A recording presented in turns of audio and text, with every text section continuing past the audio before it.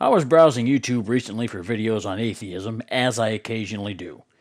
Usually I'm looking for the latest and greatest in videos that argue against atheism in some way, and that's only because I'm hoping one day I'll find one that has some argument to offer other than the standard creationist fare. The video that caught my eye isn't what I was looking for, but after seeing this person's videos occasionally covered on the Drunken Peasants podcast, I figured I was at least in for a good chuckle. Wild Bill for America is an ultra-conservative that, so far as I can tell, can't go any longer than 5 minutes without using the words God or Bible or something related to it in a video. He's talked on atheism before, but this video was new when I found it, so I was curious. Now, for full disclosure, I should point out that I'm Republican in my politics, but my views are not driven by religion of any kind. With that being said, let's take a look at Wild Bill for America, taking on the atheists. Hello everybody, Wild Bill for America here. Won't be any squirrels in this video, but there's usually dolphins out there somewhere, so watch close. You know, people say you're not supposed to pick on the handicapped, but when it comes to the loudmouth atheists, I just can't help myself. Besides, picking on them is cheaper than paying to go to the zoo to watch monkeys.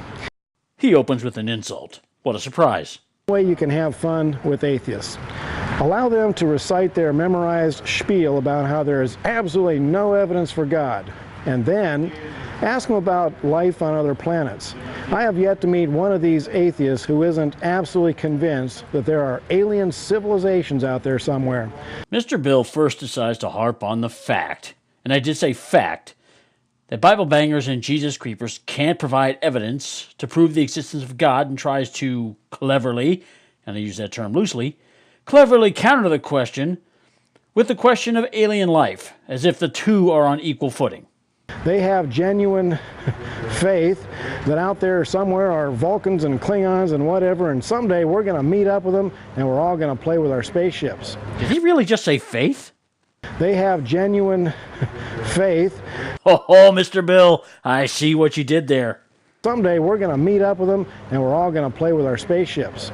But be careful when playing this game, because if you point out to them that there really is no evidence for the existence of such civilizations, they will sometimes attack with religious zeal. Religious zeal. Ha!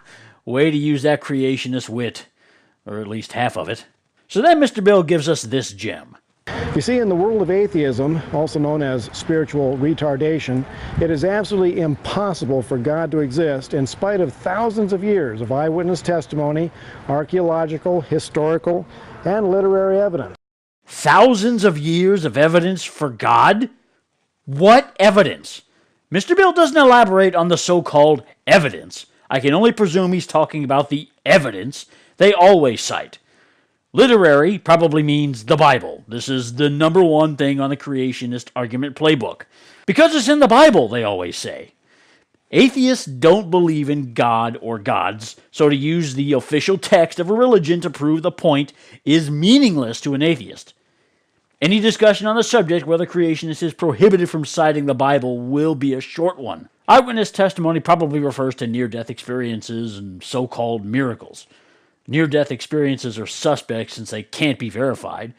As a matter of fact, you may recall the kid that had one of the more popular near-death experiences that inspired a best-selling book recently said he made the whole thing up to get attention. Miracles are a subject for another video, but I hardly would classify the image of the Virgin Mary burnt into a grilled cheese sandwich anything of any real significance.